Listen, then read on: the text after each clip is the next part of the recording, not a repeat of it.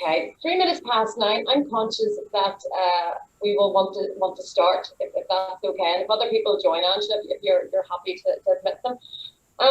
First of all, welcome. I can't believe I'm saying this, the 1st of December, and our skills match webinar on online fundraising events. I think we planned this a couple of months ago, so when it actually comes around and we're still all working from home and listening to coronavirus stories, it just feels a little bit like Groundhog Day. But I just want to say, first of all, thank you so much for registering for this event. Because of the time constraints, we have an hour. Can I ask that if anyone does have any questions, they put it in the panel, and myself and Angela can double check that panel throughout the session. And the event will be recorded. So if anyone needs to drop off or hopefully will want to share it with their colleagues, it will be uploaded to our YouTube channel, which is BITCNI Bell. And this is all part of our skills match program, and I'm absolutely delighted to welcome our 3 speakers. And for some, this is a new way of communicating. So I'm really looking forward to hearing your presentation. So we have Emer Murnahan. So she's the business improvement manager from the Graham Group, and she is going to be talking about quite a big online event that she put together with her team. And then we're going to hear from Rosie Forsyth, who is the corporate and community fundraising manager from Cancer Focus NI. And as you can imagine, they've been going through some challenges like a number of charities. And last but not least, we will be hearing from Raquel Rodriguez-Keenan, who is the events officer for Volunteer Now. And she will be able to share lots of hints and tips and toolkits with people as well. So I am going to be quiet. I think we have you all muted, unfortunately. But feel free to keep your cameras on. But I am now going to hand over to Emer. And so it's over to you, Emer. And I know that you're linking in with Angela in terms of sharing your PowerPoint. So that's who Angela is when you hear Emer saying, next slide, please, Angela. This is Debbie McGee.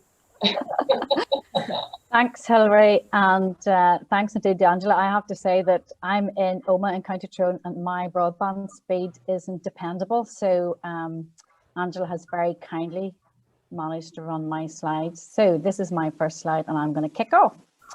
So I'm delighted to participate in today's event hosted by Business in the Community, and to share with you some of the work that I'm involved in on behalf of Graham, but which is not directly related to our core business.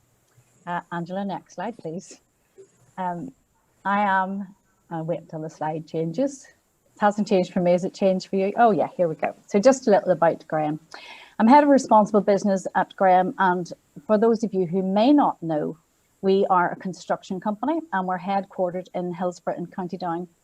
Moved into this office, and you can just see it in the background of that slide, about 10 years ago, and the office was designed and built to reflect the Graham shareholder commitment to the staff, to the local community, to the local economy, and to sustainable infrastructure, because our headquarters in that building that you see outlined there has won several sustainability awards. It was constructed by Graham Construction and is maintained by our Graham FM business. So next slide, please. Just a little more about Graham. So 15 years ago, over 90% of our work was in the island of Ireland. Now, I didn't work for Graham then, but I understand that the desire to grow the business with the need to recession-proof it as much as possible required us to seek new work and new clients in GB. So we now, as this slide shows, have a footprint from Dounreay, which is in the very northern tip of Scotland, to Dover, from Hull in the east coast, and to Drigg in Cumbria. And I have been the length and breadth of that bigger island, but sadly not since COVID and lockdown.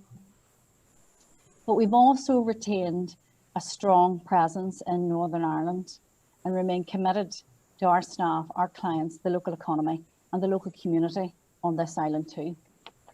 Next slide. Since 2010, Graham have had a period of sustained organic growth, iterating into a business that now employs over 2,000 people, has over 100 live projects across the UK and Ireland, and has a healthy order book. We continue to remain profitable. Like everyone else, we're finding COVID a challenge. But we've also some unexpected things emerged, sort of new opportunities. And I probably would cite remote and flexible working, which has really helped me. Reduce travel. We're doing this sort of thing much more with our clients in Northern Ireland and right across the UK. And that obviously has a very positive impact on our carbon footprint. Next slide. As a responsible business, our ultimate aim is to deliver lasting impact. This is what we call our guiding principle, and is underpinned by 4 pillars of the business, which is around our people, make us unique. We've ambition built on deep expertise. Relationships define our success, and we strive to make a difference, not just by delivering a quality product, but by our attitude and approach, by how we treat each other, the environment and the communities in which we work. So to further underpin our commitment, because you can say all these fancy words, but what does that really mean in practice? So we've mapped our business to the UN Sustainable Development Goals.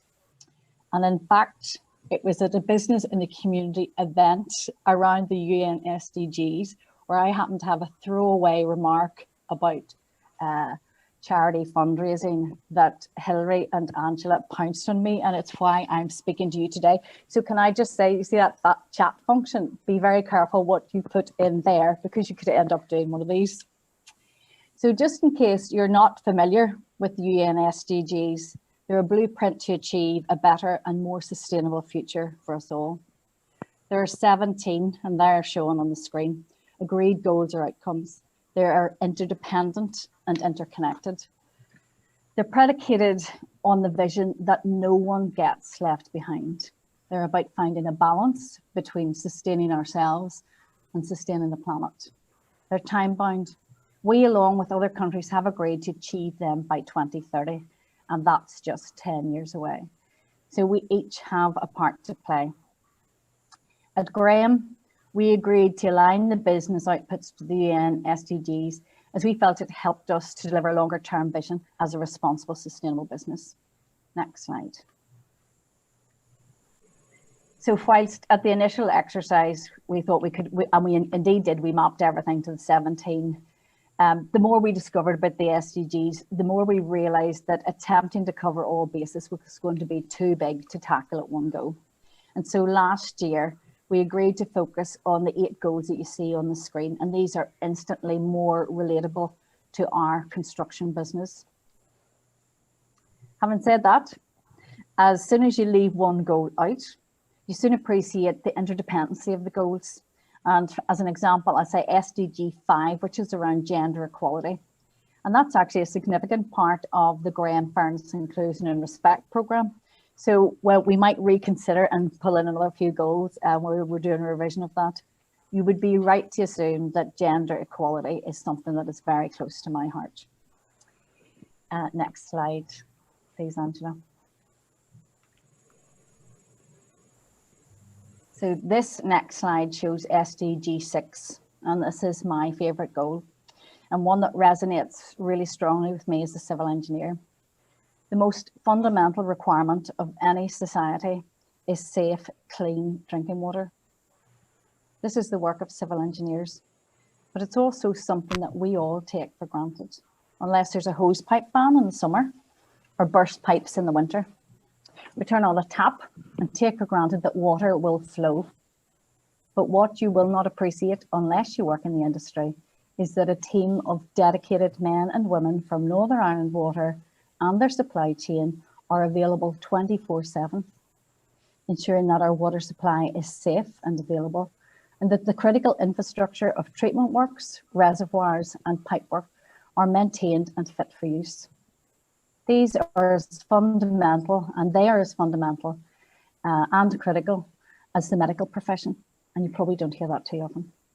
So they've always been essential frontline workers, not just through COVID.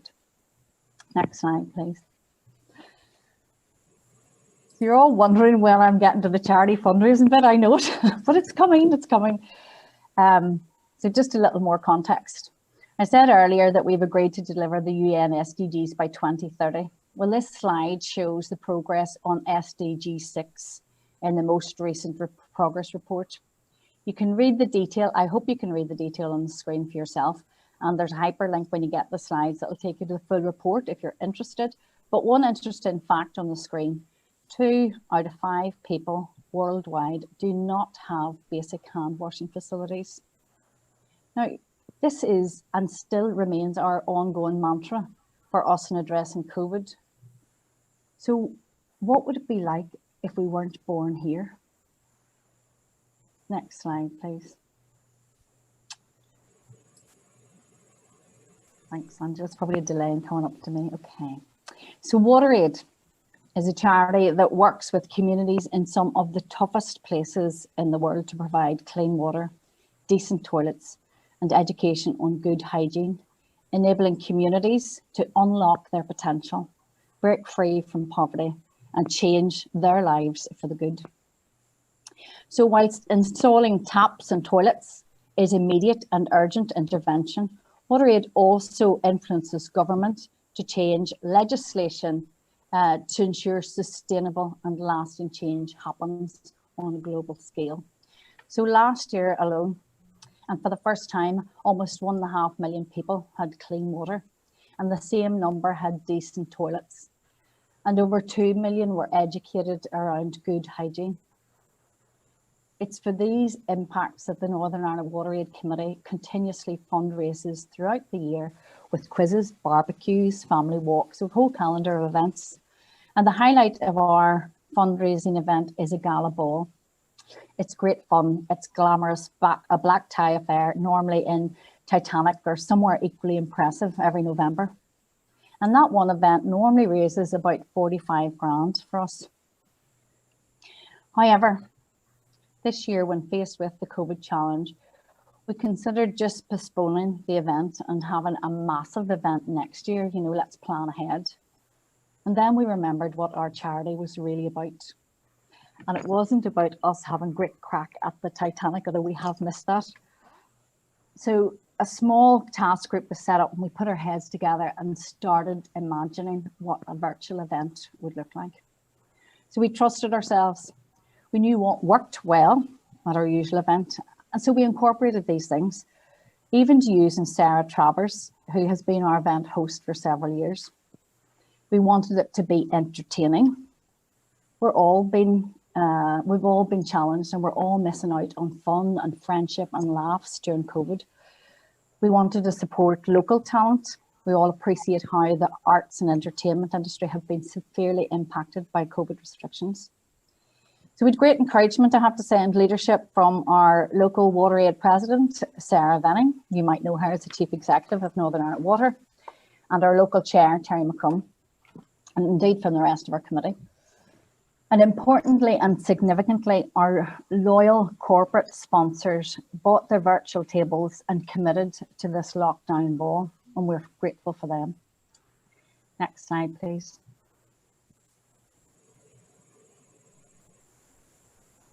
We made great use of social media, Facebook, Twitter, Instagram, all the things that I don't use, but other people know how to use, both in the run-up to the event and during the event. And we encouraged our supporters and sponsors to share the messages on their network.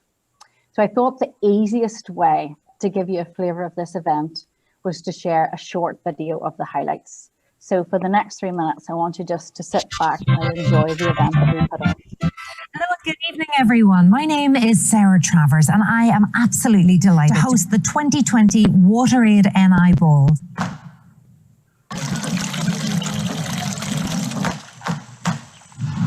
My name is Dennis, and I work for WaterAid in Malawi.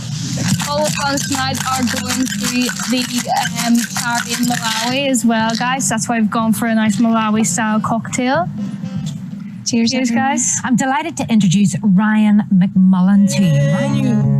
God in my good graces with unfamiliar faces, and that's where we went wrong. But in the back of my mind, I know I'll get over you. Prize number 6. You can savour delicious goodies from local Northern Ireland producers with an Arcadia Delicatessen artisan food hamper. Again, spin that wheel. And the winner is, and here's why it's so important.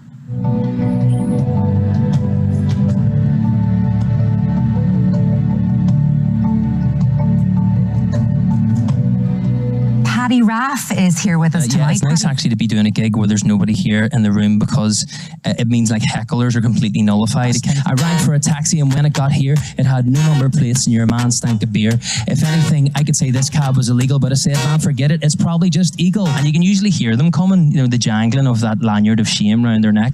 So, thank you to the wonderful Paddy Raff, and we look forward to hearing plenty more from Paddy.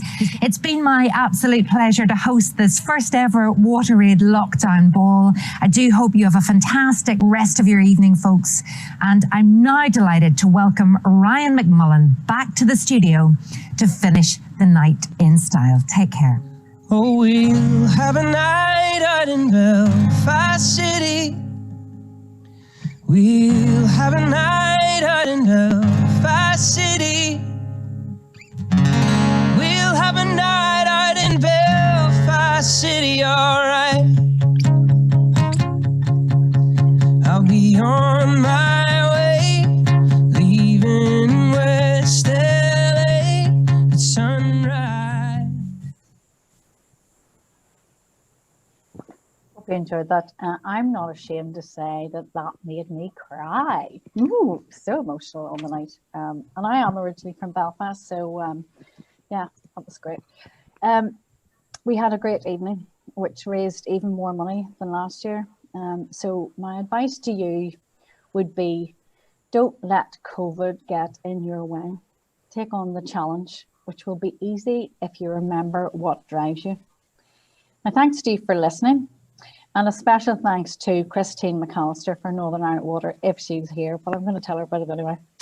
There are always people who work quietly and relentlessly to make things happen. It's been my privilege and pleasure to work alongside Christine to help deliver this event. You all need a Christine in your team. Thank you.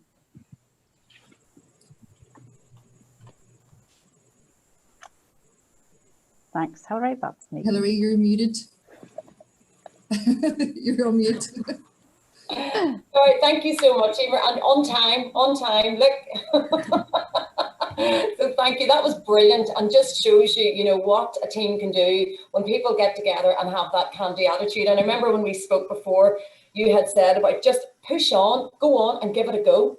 And you didn't expect the results that you had. And yes, the money is important, but actually it was the relationships that you've developed with those other performers and with people and with your other corporate sponsors, which was just amazing.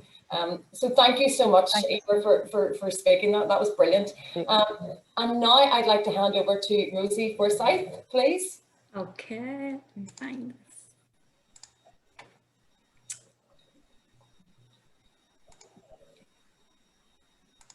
And I'll put you on the timer too, Rosie. Oh goodness, that's brilliant. Not good. Hi everyone, my name is Rosie Forsyth and I am the Corporate and Community Fundraising Manager at Cancer Focus Northern Ireland. I've almost worked at the charity now for 10 years. I'm really passionate about the charity, the work we do and the patients that we support as well. So I'm just going to give you a very brief background about who we are if you're not aware of who Cancer Focus is and the work that we do.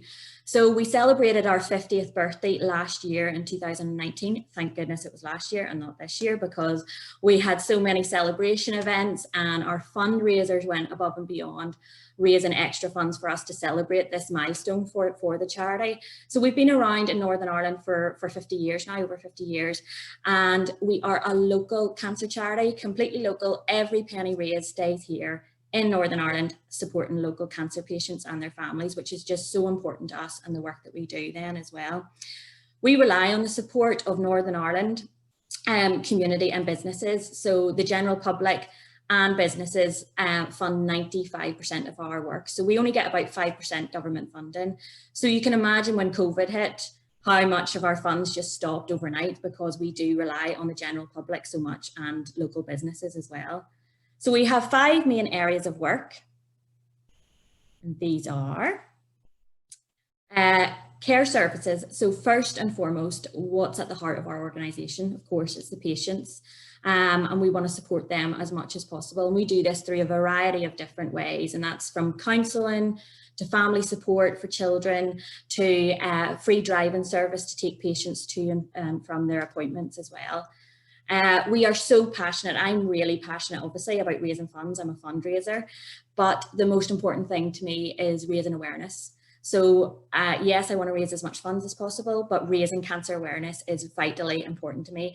I want to get out there as much as possible, and that's what Cancer Focus wants to do, the signs and symptoms, and educate people on the signs and symptoms of cancer so that everybody knows their own body and they know what to look for. And we do this through a variety of ways, through schools, community groups, workplaces, basically anywhere anybody will take us, we'll go and spread that message as much as possible.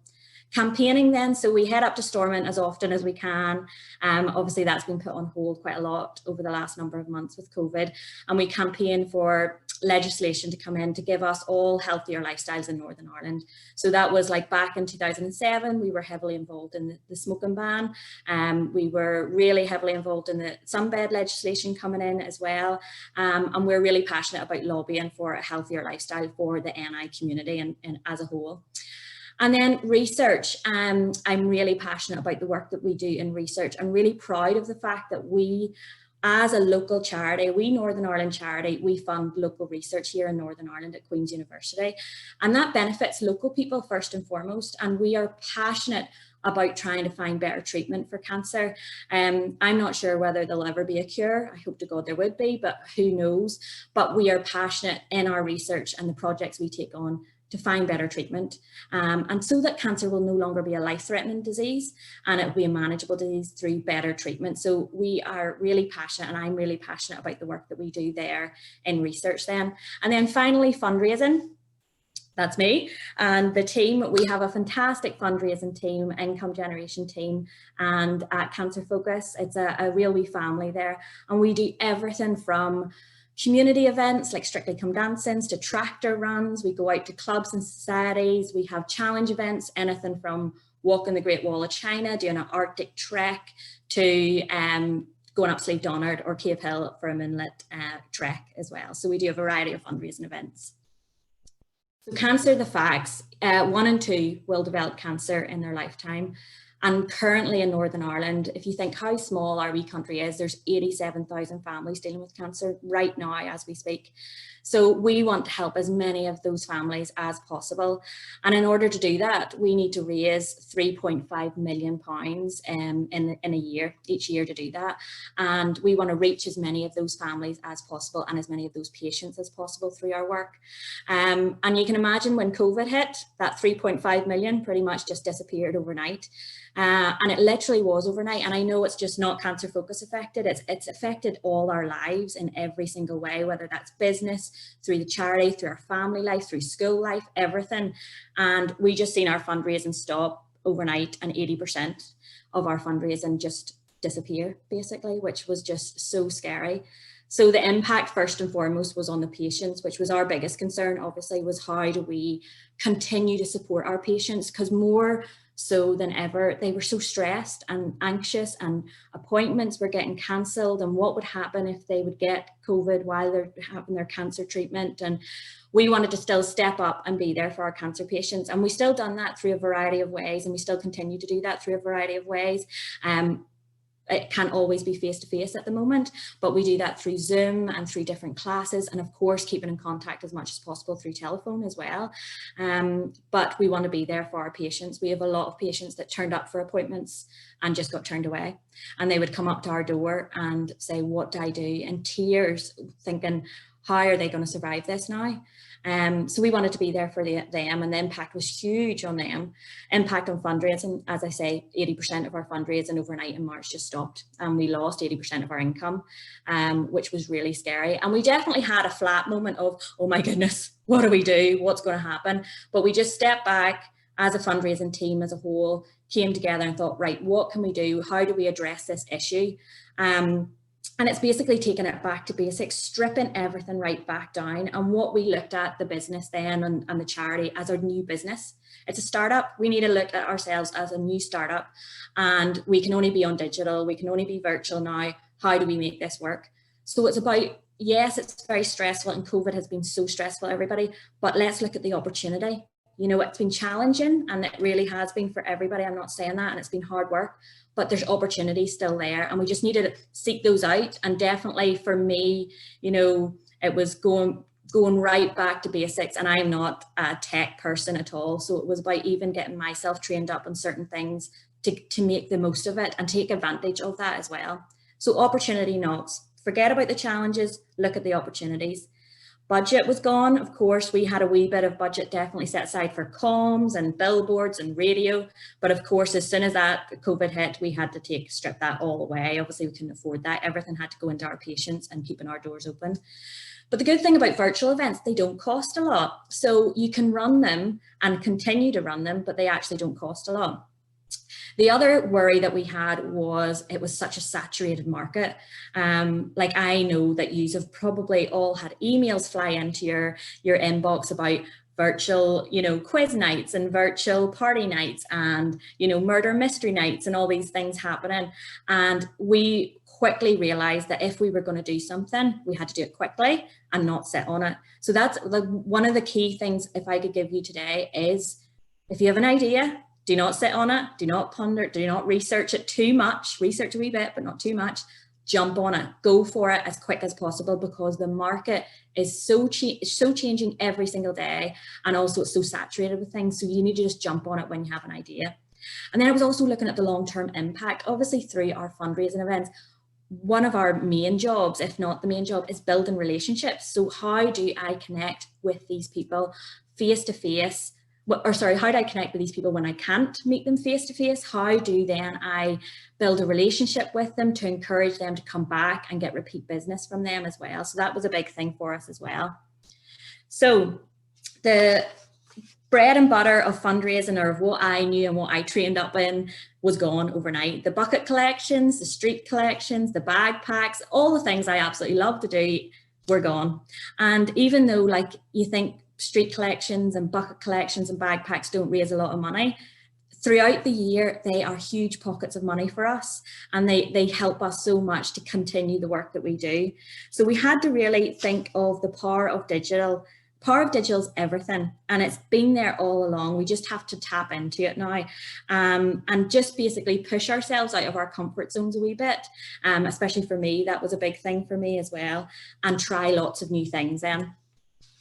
So I just wanted to give you the facts from Cancer Focus, and what's worked and what hasn't worked for us, and what's been the most popular thing. So I just had a look basically over the last sort of 9 months of what we've done and what has worked and what hasn't worked, to give you those opinions then. So the most popular thing for our fundraising has definitely been physical activity events. So your virtual runs. Belfast Marathon, we were the chosen charity partner for 2020 and 2021, and it was a huge hit for us because we were expecting to raise a phenomenal amount of money through that 2-year partnership. And great for Belfast City Marathon. They were like, listen, we're still going to do it, we're just going to do it virtually. We don't know what sign-ups are going to be like, we don't know if you'll get many or not. But we actually had a huge turnaround in that. We had over 4,000 people sign up for it, and we raised £58,000 from that virtual fundraising. So it was huge. It was a really big thing for us. And it was money that we didn't expect to get in at all then once COVID hit. So it was really good. So if I can give you a wee bit of advice of what you're looking for in virtual, think about the fitness things, think about your 5K runs. We done a pink colour run that you could do from home, your 5K. We have a tinsel tiptoe out at the minute, which is like a wee 5K for the whole family to do as a walk, and it's quite popular too. So think about your physical activities. I think everybody in lockdown, if they get the opportunity to get outside, get a bit of fresh air around them, especially if they're working from home all the time, it's really important. Live streaming events was next then as well. So we have quite a few people that took on like our gaming events and using Strava and things like that. Asking for donations, we went heavy with our Just Giving page and with our text donate. So if I can give any advice, we did have a text donate code years ago, and we kind of used it, didn't use it, use it again, and then it came back obviously with our emergency appeal, and it's been really successful for us. So think about text donate, guys, and that could be an opportunity for you as well. Less popular events was like our virtual hosting social events. We do have some quizzes and girls' night ins over Zoom and things like that, but they definitely weren't as popular. And then our next challenge was basically thinking of new virtual events, being creative and trying to think outside the box and jumping on it as much as possible. We also converted a lot of our calendar of events for 2019, 2020 into virtual events if we could. And marketing is obviously key in everything, guys. You know, we do everything online now, and fair enough, our comms team get a lot of pressure for us now because we need everything on social across our platforms. We reach out to people through influencers, celebrity ambassadors, any way online we can get our name out there, we do it. And of course, a lot of those ways are free most of the time anyway. So it's just about tapping into that and marketing in a different way, obviously not through billboards and radio and general press releases anymore, but just through digital then as well. So our new events that we went for then on our website, we created a whole new platform on our website for virtual fundraising events, and we broke that down into sporting events, like our challenge events, our appeals. We went out with emergency appeal then as well.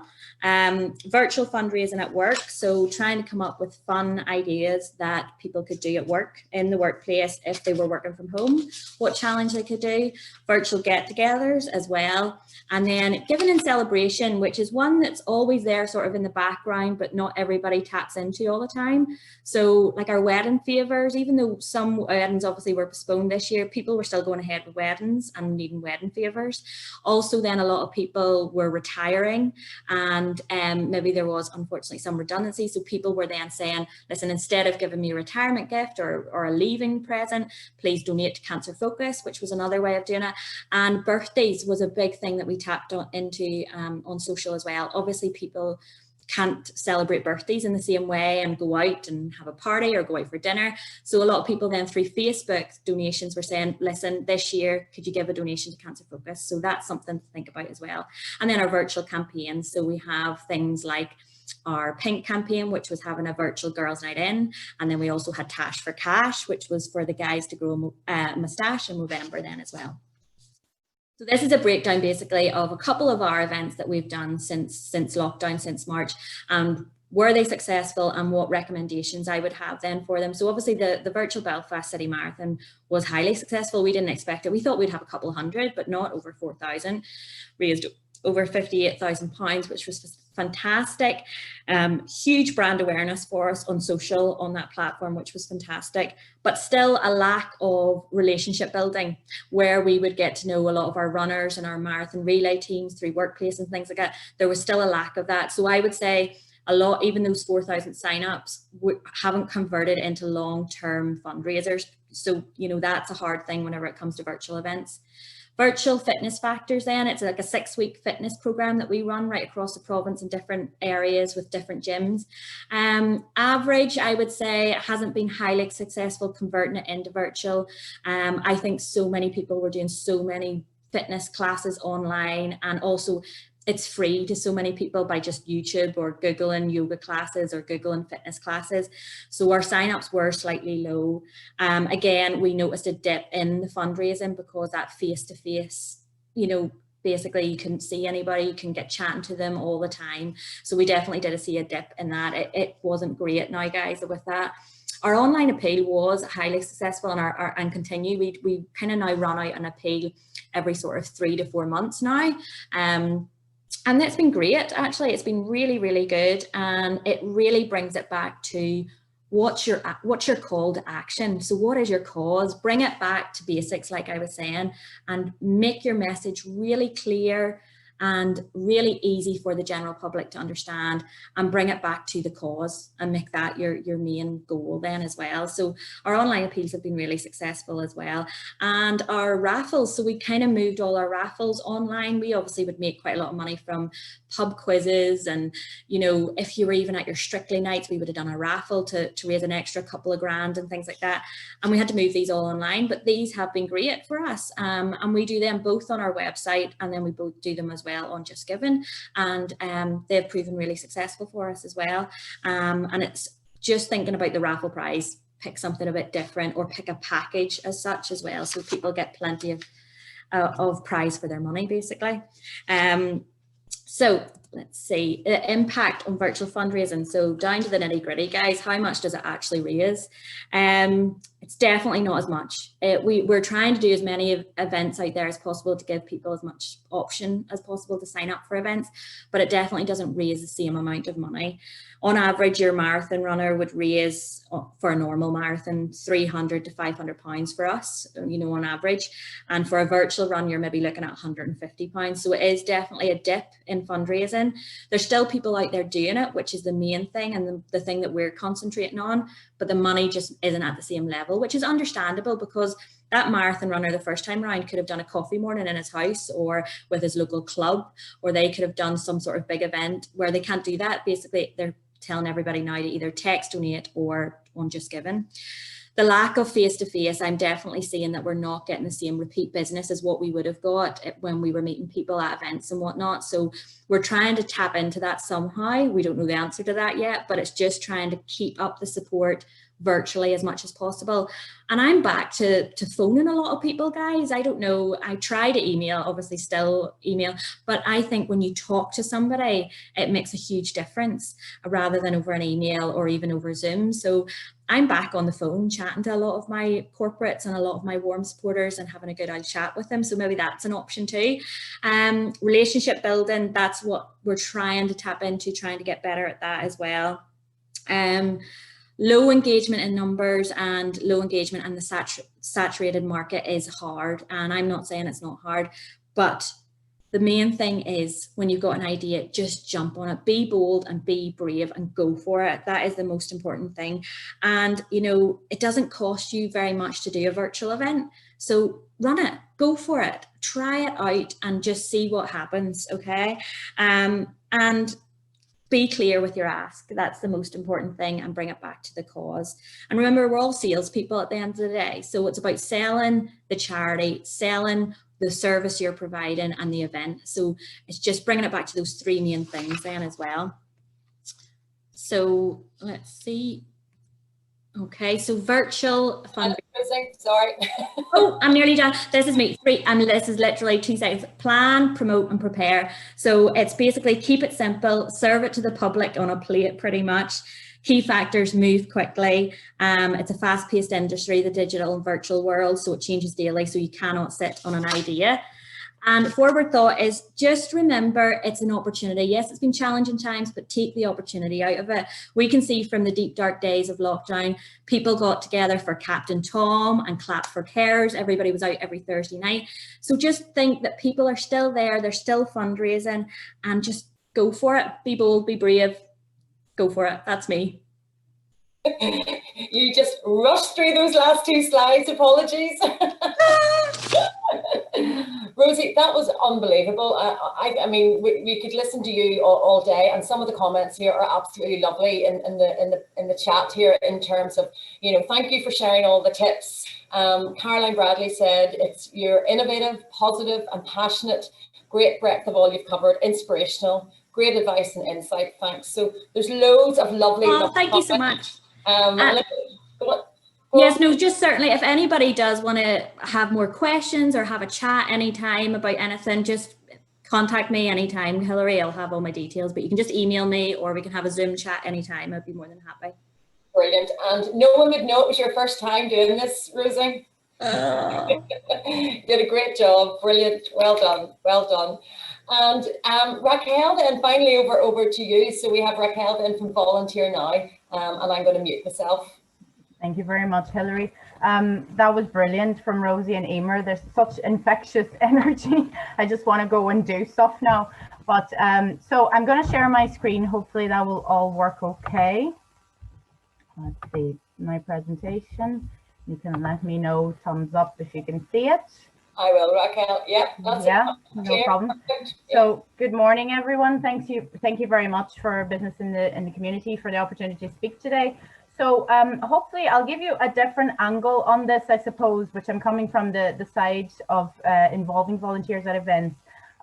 So my name is Raquel and I work as an events officer with Volunteer Now. And although the title of my job suggests that I organize events, I do not. I work with event organizers and I bring to them a volunteer team that is ready to go, that is trained, enthusiastic, motivated, has all the skill sets needed for that particular event. Obviously, we're talking not-for-profit events and events that have kind of a social impact or a benefit to the country as a whole. So, and I'll tell you just very briefly a bit about Volunteer Now. So Volunteer Now is the lead organization for the promotion, development and support of volunteering across Northern Ireland. And we do that in kind of two different ways, if I can explain it very simply. One is by working with organizations and helping them develop their practice, basically helping them to engage with volunteers and involve volunteers in a positive, meaningful manner that is mutually beneficial to both parties. And we do that through training, hand-holding, one-to-one support, you know, safeguarding guidance, governance, whatever they need to get ready for involving volunteers and continuing their good work. And then the strand is that we try to act as a one-stop shop for volunteering. So if you as a family, as a group, as an individual, as an employer wants to volunteer, you can come to us for finding the right opportunity. So that's it, kind of very briefly explained.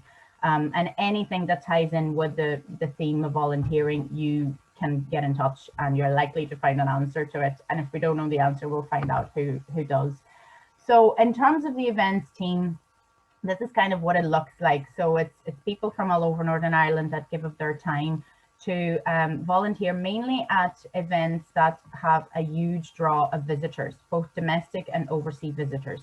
And we call these our large scale events. My role is funded by Tourism NI in part. So it's a partnership with Tourism NI and it's quite innovative. We've been working with them for the last 5 years and it's been really, really good and positive and a really meaningful relationship, I have to say. And basically they've seen the value of local people, you, myself, local residents and newcomers to the country that are living here, to give of their time and expertise and local knowledge to meet and greet visitors to an event. So basically our event volunteers are adding to the wow factor and are contributing to a visitor experience. And the idea is that you and we all can make a difference and a change, and we can actually encourage people to think about telling others to visit Northern Ireland and to come back again. And so basically it's around the growth of the tourism sector. Obviously now this has all come to a halt, but that's kind of the role that our event volunteers would have had. So they act as ambassadors and for various events. A lot of them would be sporting. You can see down below the Belfast Marathon is an event that we would work with. The likes of the Irish Open, the Northern Ireland Open, the Open, which took place last year in Portrush and attracted huge amounts of visitors, Balmoral Show, Tall Ships, so events like that. So we started really, as I said, 5 years ago, and we got involved with the World Police and Fire Games, which is originally an American event, and Belfast won the bid for it. And it took place in Northern Ireland across 80 different locations, actually. And there was a range of sports, and as the name suggests, you had fire personnel and police officers came in to compete in those. So we had to recruit 5,000 volunteers at the time. It was a huge task. It was our first time doing it at that scale. And it was very successful. It really worked very well and we learned lots. So it was felt that we had harnessed all this effort and these people from all over the country, and we wanted to engage with them again and involve them in other events. So that's kind of how the partnership came across. And you know, you will have been involved maybe in some of these events, or will have watched it as a spectator, or maybe you took part or know someone who did. So yeah, and then we work with smaller events as well and work directly with them. So if you have an event that you want to organize and you want a ready-made team of volunteers to come and support it, that's a service that we offer. So in last year we had our big event was the Open at Royal Portrush, and it involved just under 400 volunteers. So that was a great experience as well. So the volunteers come from all over. So basically these are people that have done an event or two and stay on our database, and they might dip in and out as they wish and they like. So it's very much an ad hoc kind of relationship and casual relationship. And there's a challenge to that. It's quite tricky to get people maybe to come back. So the main challenge is that, needless to say, you have to keep recruiting all the time, which is the reality with most volunteering programs anyway. But for every single event, there's an opportunity to attract new volunteers because they'll have an interest in that particular event or location, or guests that are coming to it, or the actual cause of the event. So people will volunteer for different reasons. And we involve volunteers from the age of 16 actually, and we aim to be inclusive, so involve people with all ranges of abilities and disabilities, and we provide the support networks for them to be able to do so. So there's something there for everybody. We say that anybody can volunteer in the events team as long as you like people, kind of ish. You'll be fine, you can volunteer. And we give you the skills, the pre-event training and all the rest. So these are kind of the roles. The main role is that ambassador, but then people would might do other things, like sometimes at times driving. So it'd be going to the airport to collect delegates. It could be the stewarding on the streets for the likes of the Belfast Marathon, the Giro d'Italia. It could be photography. We might want a couple of volunteers to cover, shots of volunteers in action to kind of sell that idea and opportunity later on. So it's a combination. Oh, did I skip one? I'm not sure. I did. No, I didn't. So just very briefly, basically our events team this year, as of March, has been on a standby. There have been no events. So we would have started our event season usually around March, April, with some small events, some like industry events that Tourism and I would ask us to facilitate some volunteers for. And then we would kickstart in May with the Balmoral show and the marathon. That would be our two main events in May. And then there'd be others in June, July, August, September, October, and kind of wrap up around that time and then start again for the new year. So this year, it's all the events we were due to do are been postponed for next year. So there's been no major or small events at all. So we've run our events ourselves in terms of like engaging and trying to keeping in contact with our team of event volunteers. So they're the run-of-the-mill stuff, but I will share some tips and why would you want to involve volunteers, what they can bring to your event, because I think that's the value of maybe me coming here to talk to you. So in terms of what we've done, it's the usual. We're all running training sessions and webinars and all that stuff. I would have developed a training calendar during autumn, winter anyway for the event volunteers to keep them involved and upskill them, for them to learn new things, an opportunity to meet other volunteers and kind of make connections and friends. People have made really, really good friendships out of it because sometimes they end up driving together, taking the train together to these places. So really valuable friendships. So I still run those get-togethers, which are just chat and social, and then I would also run this training calendar. So usually I offer 2 training sessions a month for between 30 minutes to an hour, and I've had a range of 30 to 40 people coming on those, and we start with a bit of a social, a cuppa and a chat, and then we have the session. So that's worked okay. And then internally, a very kind colleague of ours is volunteering to teach us all Tai Chi. So some of us has taken that on board, so that's been exciting. But the big 2 events really we have ran have been the Men's Health Day, which has been my colleague Deirdre from the Community Projects team. And that was a 1-day event with like 1-hour slots for workshops that you could log into.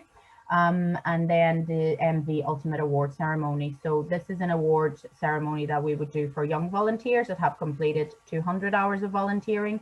And they would come and receive their certificate, and there would be this would be given out by the Minister of Education, and there'd be different guests and compares, and usually musical entertainment and food.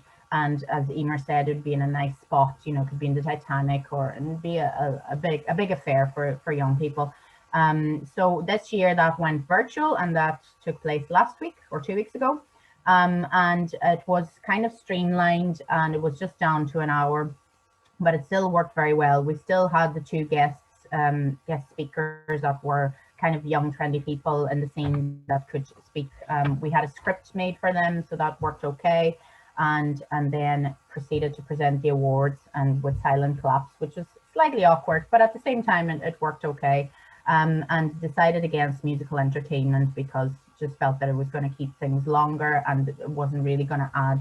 And then people would have been fed, so they got a voucher, which was actually a Just Eat voucher. So it was actually been able to email just that through, and they can choose to use that whenever they feel like or for that session. And so that went okay. And the Men's Health Day as well, there was some learning from it, and we're doing now a new one in December. But I'll move on to the next slide because it'll talk through those things.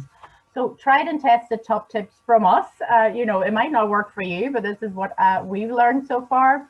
Definitely, you know, pre-enable a waiting room for an event and have a holding slide a few minutes before. I don't know about you, but our event volunteers are so keen. They're always there early. So, and I hate, you know, not letting them in for a while. So if you have a waiting room and maybe another person administering that, and that could be a volunteer role, that could work well. And definitely breaks that awkwardness of just sitting there waiting for someone to let you in. Then if relevant, I think it is, explain the etiquette of Zoom at the start, or functionalities of the platform if it's not Zoom you're using, because not everybody maybe has used it before or is so au fait with it. And this is kind of the new housekeeping that you would have done, you know, throughout your live sessions. Provide one link only for an all-day event. So our Men's Health Day event, we had multiple links for each, and we try to make it as easy as possible that in your leaflet you got via email or on Facebook or whatever, you just click here. So it wasn't even a link, it was like click here and you click there and go to it. It still proved a little bit difficult. Now we did have a company, a professional company managing the administration and the letting people in and out. So, but it still didn't quite work. So for the next one now in a couple of weeks time, it will be a one link only, and people can dip in and out, and sessions will be also shorter because they were booked for an hour, but they wouldn't last an hour. And then unless additional privacy or safeguarding measures are needed, and I'll talk briefly about that. I'll give you an example. There's a festival that I attended called Breastival. So it's a celebration of breastfeeding in August, and it's needless to say it's mostly, well, it was only a woman really that attended, but because, you know, you'd be with your baby or your children and you might be breastfeeding during a session, because there were some sessions that were about that, there was an added level of privacy needed. So they needed to counter check your ID before they'd let you in, so that not everybody, you know, could just pop in for the wrong reasons. So you had to wait a minute or two, but you knew that in advance.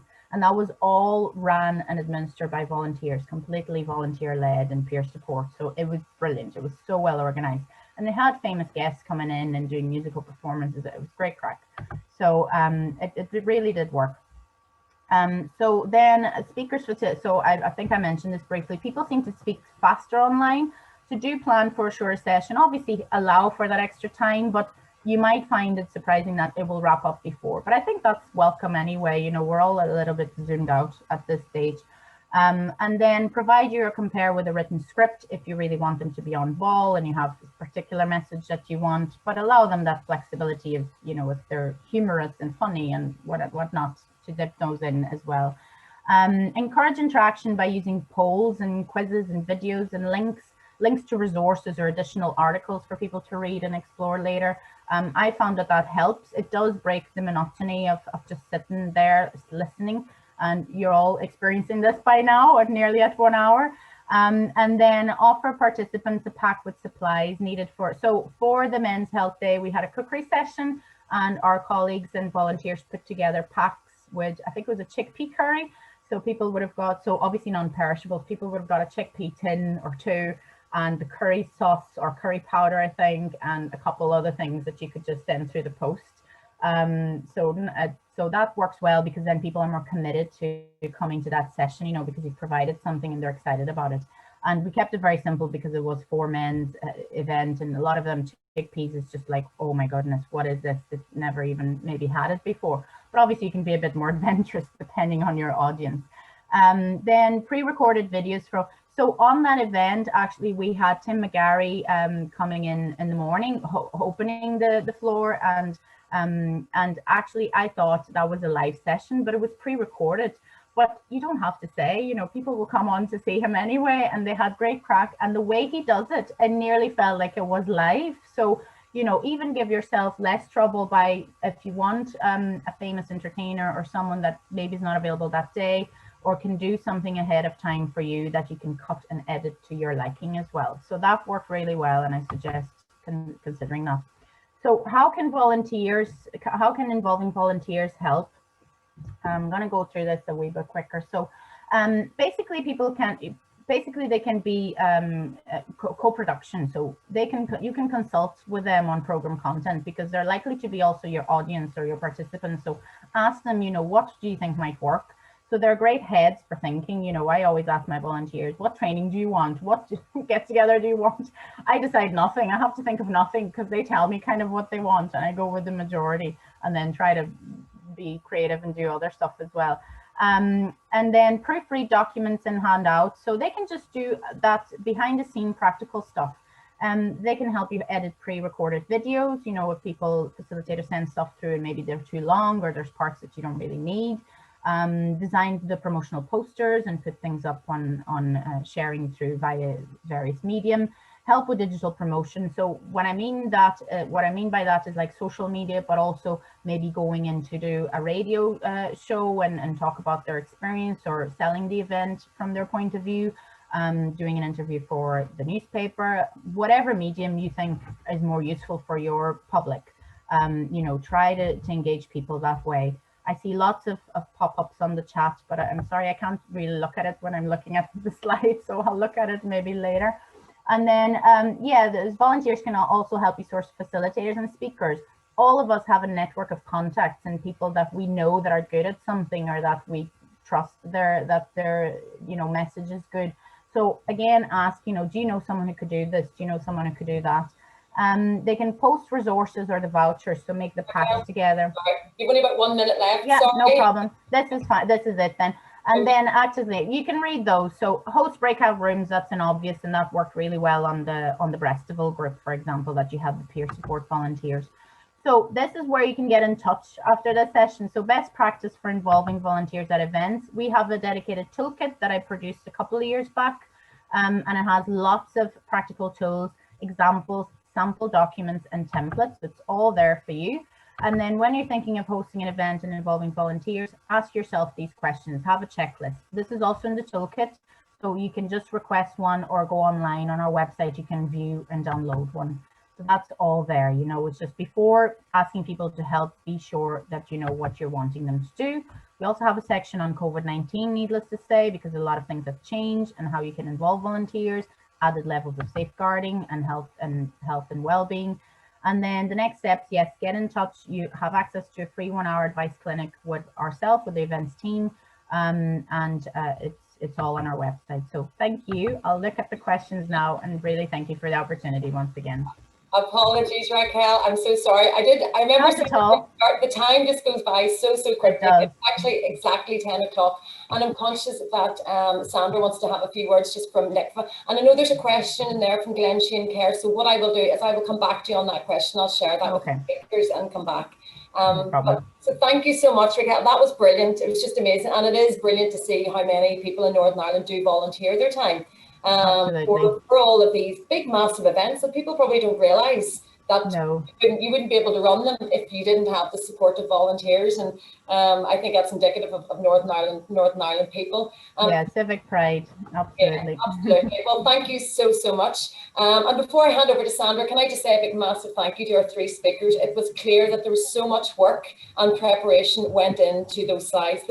This isn't easy, folks. It might look as though this is easy, but it's not. It's fairly daunting. And I just want to say a big, massive thank you to the 3 speakers. You were brilliant, and I hope you guys all enjoyed it too. I'll be quiet now and hand over to Sandra at 10:01. Apologies, Sandra. Thank you, Hilary. No, I don't have a lot more to add to that. Just to say thank you again to the 3 speakers. Absolutely fantastic. We generally put a wee piece up on our website with lots of the tips that you have shared. So I literally pass on all of the tips. So, and the recording, we link back to the Business Community YouTube. So thank you again. I suppose a couple of things I want to ask you to do. First thing is, this is part of Skills Match. So please, if you're not already registered in Skills Match, get on there and register, because this is how you can connect with businesses and corporates and get some of their skills on board and involved in your own organisation and help to do all of these online events. And secondly, we want to hear from you. We're working together with Business in the Community next year as well. We both as organisations have other projects that we run, and we want to hear what you need. So if from today you have other needs, other topics that you would love us to cover, either stick it in the chat right now, so get typing in the chat, or put it on your re-evaluation form whenever you come back to Business in the Community. And Hilary, Angela and I will be putting our heads together over the next couple of weeks and getting calendars ready for next year. So do let us know what you want us to cover. So thanks again, everybody. Time has gone, but again, just 3 cheers really for those speakers, and I certainly for one have learned a lot. Thanks so much.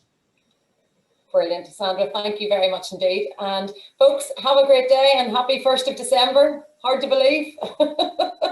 See you again soon. Have a great day. Bye.